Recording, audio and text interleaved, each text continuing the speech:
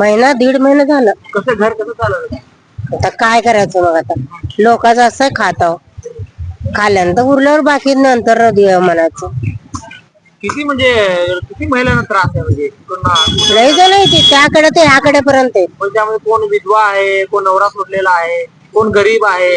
गरीब तर सगळ्याच आहेत. हा कोणाचं घर भाडं असतंय, कोणाचं कोण घरात आजारी असते, भागाव की लोकांचे. हा कोण शाळा कॉलेज सोडून विकायला बसतंय. बसतय की मग बसतय की कोणाची लेकरं लहान लहान असते ती. आम्ही तर वज आणतो सायकलीवर सायकल आहे. तुमची मागणी काय 70 फूटला द्यायला पाहिजे? कोपऱ्या दिला तर बी चालतंय. मॅडम मास्तर काय लक्ष दिले का?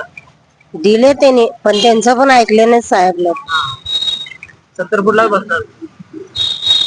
आता आपल्याला कुठे 4 पैसे मध्ये तर बसावं लागतंय का नाही पोट तर भरायला पाहिजे का नाही.